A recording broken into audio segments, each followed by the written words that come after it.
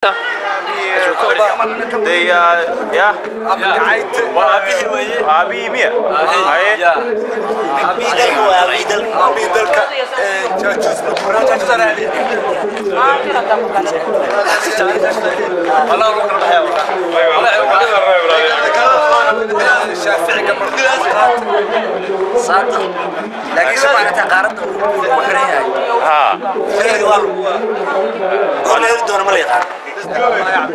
قادر اكي تعطلا سمعنا ويلكم هاي من وين سكرة هاي الله ما انت هاي فران وحلا فران وخمسين لي فران قبل كان السوق الرادنا فران هاي ما انت وما انت بلدك وما كان الصومالي ما انت ودك حرية شتي واي هاي كان متهاجم هاي dadkan waa ninka waa daantadu maxallaha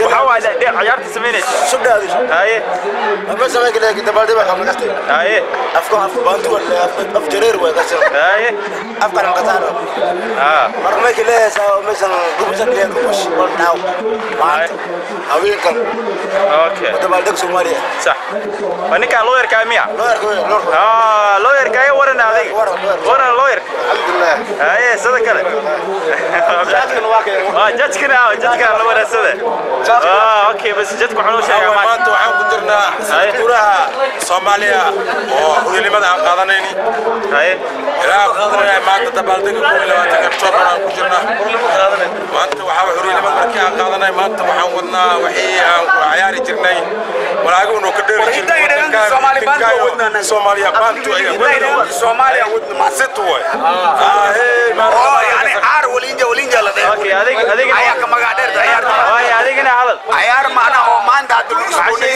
ما عند الراديو ما هاي طلع ما كاميرا في هذا هاي عيار ده ما عند ماشي كسوت عفلت كسوتو هاي يدا يدغن الصومالي بنتو هاي ولا حد عيار تحت العصاصوي ما عيار ده هو قرامي ووقت وفاندين ولا ولا صح ما يربنا سيد دغناشي يو ترتيب يو اسمقل يو حيسد يا ايا جعلنا ان عنديدو عيارته وانا دمانتو هدي الهي را لغا ديغو بيغا شيغوين ان شاء الله ورنمنا على نسيو امين سوماليا نولات وريانيو بانو مسبر نيو waxa weey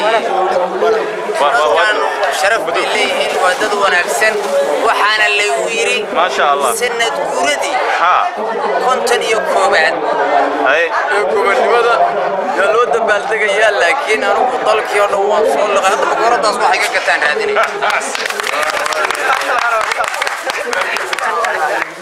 ay dadkii waa qiyaarta meeshan oo isla fadhiya haye allahayo dhulkaygi igbaqul qulaye allahayo dhulkaygi daayinkay ka dhowre allahayo dhalankii dhagarbay u aaseen allahayo dhammaantood qofka ka soo haray كسر هو وانكي عنك ما شاء الله قاعد توكل هذيك يا تح انا قلني وقت ايا رواد غتم كينيا قالكم ورواد waxaan ku keenay nin balaya oo dadka isku diray ilaahay calaqaatay iga balaw saasaan matala ma sha Allah calaqaatay hay bas ka matala laakiin reegta kiino waa kaas dadka aadan aniga magacaygu waa aadan هاي عاو ودبالدق ميو حرنimada Soomaaliya waxaan u baroor diqayaa hay xornimadoonka Soomaaliya waayo Soomaaliya xormaan shisheeya ayaa gacanta ku haya ilaahay waxaan ku rajaynaynaa inuu shisheeyaha naga saaro wadanka naga xor noqdo aamin insha Allah Soomaaliya noolaad أنا كان سؤال قلي كم واحد يا وكي ودن خيال يا خيال يا مستر أوكيالا يا ما شاء الله حويان هرت أذر هرت بصشان شرع كو اسمه كان دبي بيا عند الضلع سدا برتي عند دونبا راقا كوكلية bariiska waan aqaan badarka waan cunaa baabuurta waan wadaa baabuurta waan gadaa dadweyntaan ku dhacana بارشوت بانوكا. This is Mohammed Abdullahi. I'm here to recite a poem that I wrote about Somalia. And this is our Independence Day. I have no idea how it is. I never knew about this. It's my second time knowing about this. So when you heard about it? Last year, I believe. But I know I tried to look up some stuff, but I don't know. I only know the only thing I know so far. It's been found by independence by 13 people. SYL.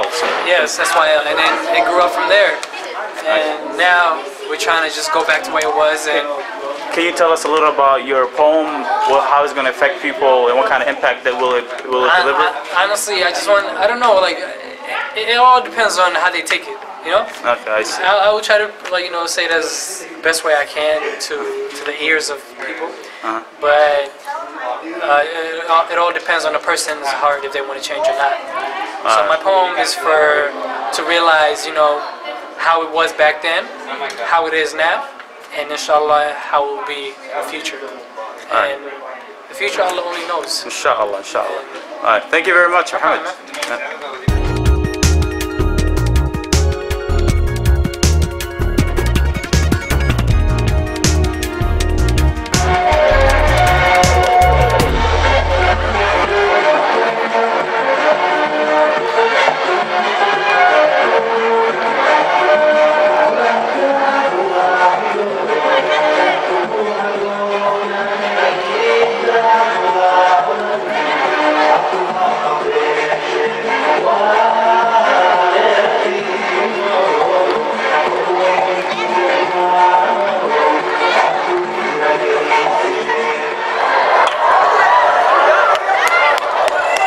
cudurkii qabiilka ahaa bay nagu bilaabmay